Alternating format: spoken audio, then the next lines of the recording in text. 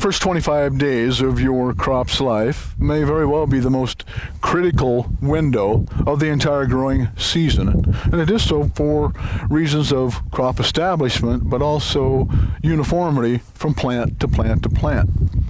Can't get to a great harvest without a great spring or a great beginning. And so here we are, April 12, 2024. You're on the ground today with Rob Seco. I'm Todd Claussen.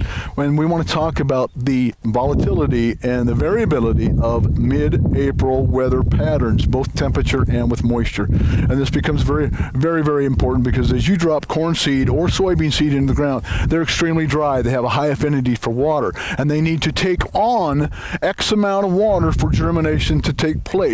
Now, this just isn't absorption of water. This is rehydration. So water fills cells at a very, very rapid pace. Now, if that water that those seed, either corn or soybean seed, imbibe, which is the term, it's known as imbibition, that's that rehydration process. If that water is below 50 degrees, below 48 degrees, it is cold, and as those cells are rapidly trying to expand, the cell membranes can be rigid. They can burst. And if those membranes of those cells burst in that embryonic axis, in that embryo, germination will not take place. So that first water that it takes on, we really want it to be above 50 degrees. Right? What's your forecast going to be? Let's just take Iowa as an example. Our forecast is going to plummet, at least the forecast is going to plummet in air temperature. Air temperature will be fairly proportional to soil temperature. As an example, if you think, and if you look at it, I'm going to use data here. I'm going to use data from Iowa State University, a program known as the Iowa Environmental Mesonet. It's a phenomenal site if you've not used it. We use it on a daily basis for very good, accurate trending data. But you look at soil temperature yesterday on the 11th of April. Soil temperature, we're hovering about 52 degrees.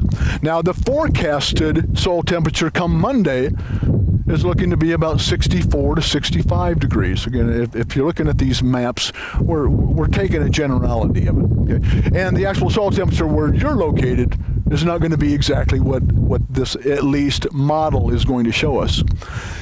So yesterday, 52 degrees. Monday forecasted to be 64 degrees. That's a pretty darn good temperature for the 15th of April. But look at what happens now on Wednesday. Wednesday is going to drop back to 56, 57 degrees.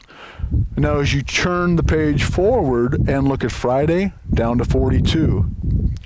So 48 hours for hybrid seed corn to imbibe enough water for germination to take place. That 48-hour period is critical.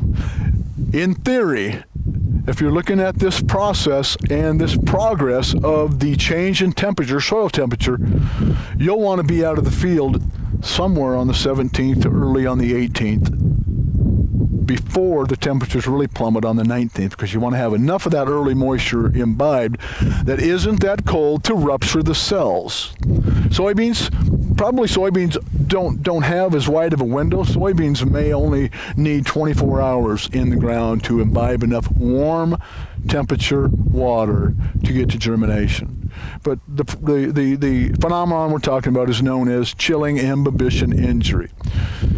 If those cells rupture because of the rehydration of the water that's being taken on is too cold, you will lose plants, you will lose establishment, and you will also give up plant to plant to plant uniformity, which is terribly critical. So if you have any questions, please give us a call. We will give you our honest and sincere recommendation. You've been on the ground today with Rob Seco. I'm Todd Claussen.